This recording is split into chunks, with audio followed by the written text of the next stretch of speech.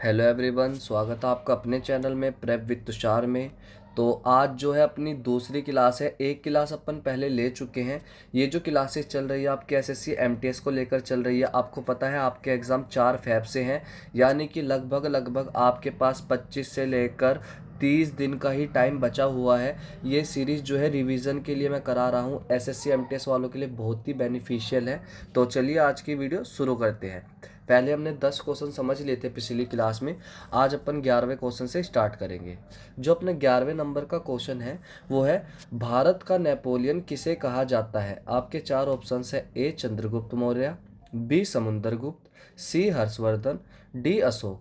जो इसका right answer हो जाएगा वो हो जाएगा आपका option number B Samudragupta. Bharat का जो नेपोलियन है वो समुद्रगुप्त को कहा जाता है। अशोक से मैं आपको बता देता हूँ, कलिंग की लड़ाई पूछी जाती है। कलिंग की लड़ाई, ठीक है, याद रखना। कलिंग की लड़ाई पूछी जाती है। कलिंग कहाँ है? आज के उड़ीसा में है। कलिंग की लड़ाई के बाद अशोक ने अपना धर्म परिवर्तन कर लिया था। उन्होंने बौद्ध धर्म को अपना लिया था। आपको ये बात याद रखनी है, ठीक है। और भारत का नेपोलियन समुद्रगुप्त को कहा जाता है, याद रखना। बढ़ते अपने अगले क्वेश्चन की तरफ, जो कि है 12वें नंबर का।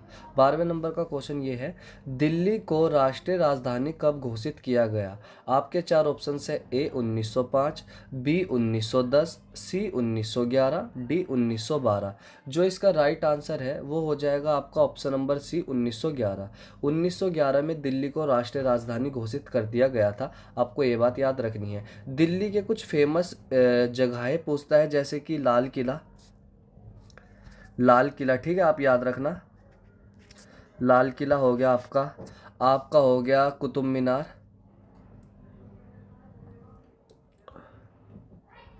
कुतुब मीनार,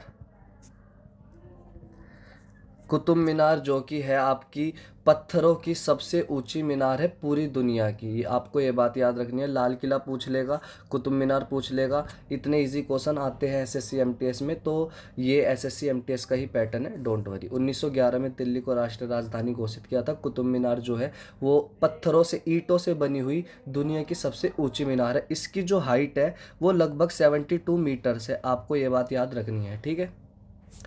13वें नंबर के क्वेश्चन की तरफ बढ़ते हैं, जो कि है, राज्यसभा के सदस्यों की अधिकतम संख्या कितनी होती। अच्छा लेवल का क्वेश्चन है और इम्पोर्टेंट है, आपको ये बात याद रखनी है। तो आपके ऑप्शन है, ए 238, बी 245, सी 250, डी 252। जो इसका राइट आंसर है वो हो जाएगा आपका ऑप्शन नंबर सी 250। राज्यसभा की जो सदस्यता की अधिकतम संख्या है वो 250 हो सकती है। आपको ये बात याद रखनी है। थोड़ा सा तबीयत का इशू है तो आप थोड़ा सा देख लेना, थोड़ी आपको आवाज़ से ही पता लग रहा होगा, बाकी कोई नहीं, पढ़ाएंगे। 14वें नंबर का क्वेश्चन है, जो है, भारत की पहली महिला राज्यपाल कौन थी। इंपॉर्टेंट क्वेश्चन और अच्छा क्वेश्चन है। आपके 4 ऑप्शन है, ए विजय लक्ष्मी पंडित, बी इंदिरा गांधी, सी सरोजिनी नायडू, डी प्रतिभा पाटिल। जो इसका राइट आंसर है वो हो जाएगा सरोजिनी नायडू। भारत की जो पहली महिला राज्यपाल थी वो सरोजिनी नायडू थी। ये कहाँ से थी राज्यपाल? ये थी आपकी उत्तर प्रदेश से। उत्तर प्रदेश की राजधानी आप लोगों को मैंने बहुत बार बता रखी है, लखनऊ है। लखनऊ को किस नाम से भी जाना जाता है? नवाबों की नगरी या नवाबों का शहर। आपको ये बात याद रखना, उपनाम से क्वेश्चन आते हैं। इंदिरा गांधी कौन थी? ये अपनी फर्स्ट फीमेल, मैं लिख देता हूँ, फर्स्ट महिला पीएम थी, प्रधानमंत्री थी, ठीक है। फर्स्ट महिला प्राइम मिनिस्टर थी इंदिरा गांधी। और सरोजिनी नायडू उत्तर प्रदेश की पहली महिला राज्यपाल थी। आपको ये बात याद रखनी है और इसकी राजधानी आपको पता है। बढ़ते हैं अपने 15वें नंबर की क्वेश्चन की तरफ, जो कि है, हरित क्रांति की शुरुआत किस पंचवर्षीय योजना में हुई। आपके 4 ऑप्शन है, ए दूसरी, बी तीसरी, सी चौथी, डी पहली। जो इसका राइट आंसर है वो हो जाएगा आपका ऑप्शन नंबर बी, ठीक है। जो हरित क्रांति की शुरुआत हुई थी वो एक मिनट, थोड़ा सा मुझे कन्फ्यूजन हो रहा है। हाँ, इसका राइट आंसर तीसरी ही है, बी ऑप्शन। जो हरित क्रांति की शुरुआत हुई थी वो तीसरी पंचवर्षीय योजना जो चल रही थी तब हुई थी। अब आपको इसकी फर्स्ट की अवधि जो है वो है 1951 से लेकर 56 तक, ठीक है। 1951 से 56 तक। और गरीबी हटाओ, मैं आपको 5 भी बता देता हूँ, ये आपकी 5th नंबर की है। 5th नंबर में एक आंदोलन दिया गया था, किसके द्वारा दिया गया था? गरीबी हटाओ का नारा दिया गया था, गरीबी हटाओ, ठीक है, गरीबी हटाओ। गरीबी हटाओ का नारा किसने दिया था? इंदिरा गांधी ने दिया था। कौन सी पंचवर्षीय योजना के दौरान दिया था? 5वीं के दौरान दिया गया था। जो अपनी लास्ट की थी वो कौन से नंबर की थी? वो आपकी 12वें नंबर की थी, जो लास्ट पंचवर्षीय योजना थी। इसकी अवधि क्या थी? इसकी अवधि थी जो वो थी 2012 से 2017 तक।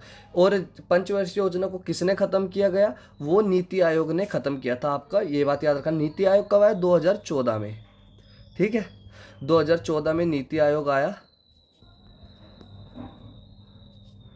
2014 में नीति आयोग आया जिसने पंचवर्षीय योजना को ख़त्म किया, पर 12वीं 2012 से ही स्टार्ट हो चुकी थी। तो डिसीजन लिया गया कि इसको 5 साल की योजना है तो 5 साल तक चलाएंगे, 2017 तक। ये अपनी 12वें नंबर की थी। गरीबी हटाओ आंदोलन 5th में दिया गया। जो पहली पंचवर्षीय योजना थी उसकी अवधि 1951 से 56 थी। याद रखना, हरित क्रांति की जो शुरुआत हुई थी वो तीसरी पंचवर्षीय योजना के दौरान हुई थी। थोड़ी सी तबीयत ख़राब है इसलिए थोड़ा ज़्यादा डीप में नहीं पढ़ा रहा हूँ, थोड़ा सा एडजस्ट कर लेना आप लोग। 16वें नंबर का जो क्वेश्चन है वो है, भारत का सबसे पुराना उच्च न्यायालय कौन सा है? आपके 4 ऑप्शन है। A Bombay, B Madras, C Allahabad, D Calcutta. जो इसका राइट आंसर है वो हो जाएगा आपका option number B, Madras. Bharat का सबसे पुराना उच्च न्यायालय मद्रास है। ये कब बना? ये बना था आपका, एक मिनट, ये आपका बना था 1862 में। 1862। थोड़ा सा अगर क्वेश्चन को डीप करेगा तो पूछ लेगा, अगर और डीप करेगा तो किसके अंतर्गत बना था? Royal royal charter. याद रखना आपको ये बात, रॉयल चार्टर के अंतर्गत ये बना था, 1862 में बना था। और भारत का सबसे पुराना उच्च न्यायालय था जो कि ये मद्रास, 1862। याद रखना, ठीक है। उसके बाद आपका बॉम्बे और कलकत्ता भी बनाए गए। 1862 में ही बने थे दोनों, बॉम्बे और कलकत्ता भी 1862 में बने थे, पर सबसे पहले मद्रास बना था। ये बात याद रखना। एक मिनट।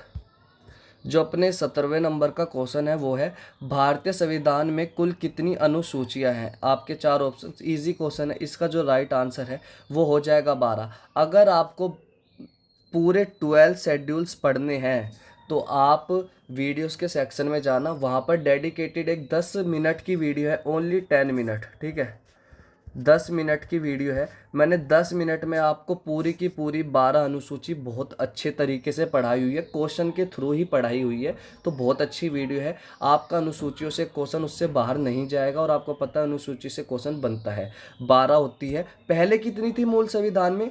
पहले मूल संविधान में थी आपकी 8 अनुसूची। और जो 9वीं जोड़ी गई, पूछता है 9वीं कब जोड़ी गई? 9th कब जोड़ी गई? ये जोड़ी गई आपकी 1951। कौन सा कॉन्स्टिट्यूशन अमेंडमेंट? फर्स्ट, सी ए लिख रहा हूँ, कॉन्स्टिट्यूशन अमेंडमेंट। ये बात याद रखना। 9वीं इसलिए पूछता है क्योंकि मूल संविधान में 8 थी। 9वीं जो जोड़ी गई 1951 में जोड़ी गई। और कौन सा कॉन्स्टिट्यूशन अमेंडमेंट था? ये फर्स्ट था, ठीक है। आप ये वीडियो जरूर देखना, इस वीडियो से आपका सारा डाउट क्लियर हो जाएगा अनुसूची को लेकर। वीडियोस के सेक्शन में थोड़ा स्क्रॉल करना, आपको वीडियो मिल जाएगी, ठीक है। बढ़ते अपने आज के 18वें नंबर क्वेश्चन की तरफ, जो है, भारत के पहले मुख्य चुनाव आयुक्त कौन थे? इंपॉर्टेंट और थोड़ा सा मुश्किल है बच्चों के लिए, क्योंकि इस टाइप के क्वेश्चन बच्चे नहीं पढ़ते हैं। आप अपने ऑप्शन देख लीजिए।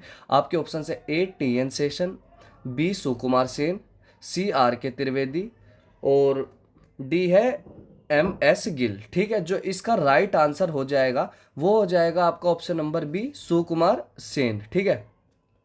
भारत के पहले मुख्य चुनाव आयुक्त जो थे वो सुकुमार सेन थे। इनकी अवधि क्या थी? अगर थोड़ा सा क्वेश्चन मुश्किल करता है तो इनकी अवधि ये थी, इनकी अवधि, एक मिनट, इनकी अवधि थी 1950 से लेकर 1958, ठीक है।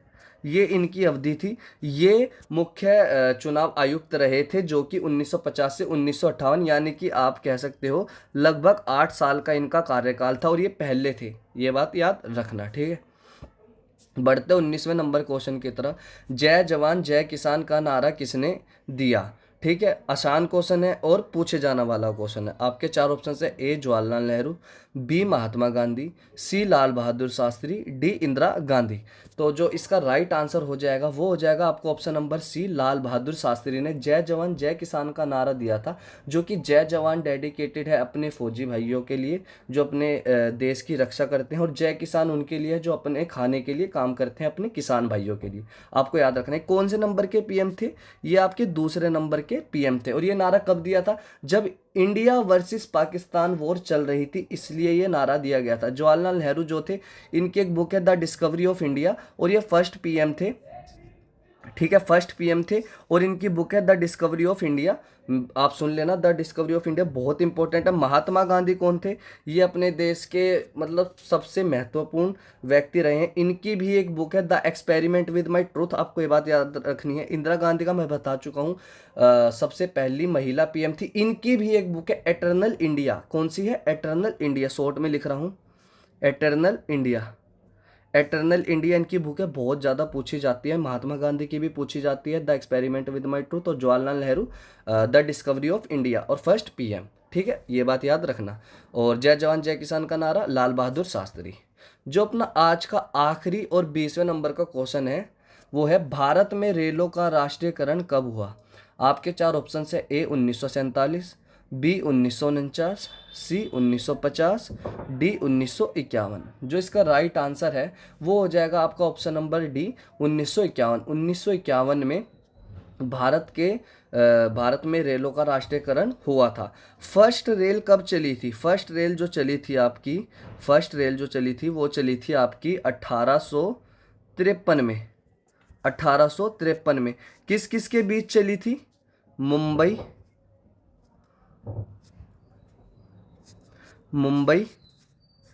से ठाणे, मुंबई से ठाणे के बीच ये ट्रेन चली थी। आपको ये बात याद रखना है 1853 में। और उस टाइम वायसराय कौन था, डलहौजी उस समय वायसराय थे। आपको ये बात याद रखना है, 1853 में चली थी, मुंबई से ठाणे चली थी 1853, डलहौजी के शासनकाल में चली थी। और 1951 में भारत में रेलों का राष्ट्रीयकरण हुआ। आज की वीडियो को थोड़ा छोटा ही रखेंगे, मैंने आपको जैसे पहले ही बताया थोड़ा सा तबीयत का इशू है, तो आज की वीडियो इतनी ही। बाकी मैं आपके लिए 30 से 40 मिनट की ऐसी वीडियो लेकर आया करूँगा जिसमें आपका बहुत बढ़िया तरीके वाला रिवीजन होगा और आपको क्वेश्चन फंसते दिखेंगे। सो थैंक्स फॉर वॉचिंग, और लाइक ज़रूर करें, शेयर ज़रूर करें, और कमेंट भी करें कि आपको वीडियो कैसी लगी। और हाँ, वो द 10 मिनट शो के अंतर्गत ही है शायद वो वीडियो, आप वीडियोज़ में स्क्रॉल कर लेना, अनुसूचियाँ मैंने पढ़ाई हुई है। और प्लीज़ सब्सक्राइब ज़रूर करें, जब तक आप सब्सक्राइब नहीं करेंगे आपको वीडियोज़ का नोटिफिकेशन भी नहीं मिलेगा। और सब्सक्राइब करने के बाद बेल आइकन को ज़रूर प्रेस करें, और कमेंट ज़रूर करना है कि आज की वीडियो आपको कैसी लगी। तो मिलते हैं नेक्स्ट वीडियो में। इस बार MTS पार का आप नारा कमेंट में लिख देना, इस बार MTS पार, ठीक है। जय हिंद जय भारत, मिलते हैं नेक्स्ट वीडियो में। और हाँ, PDF के लिए PDF मैं आपको दे दूंगा, आप मुझे इंस्टा पर भी फॉलो कर लेना, प्रेप विद तुषार के ही नाम से ID है, आप मुझे वहाँ पर हेलो डाल देना, मैं आपको PDF प्रोवाइड करवा दूंगा। Thank you.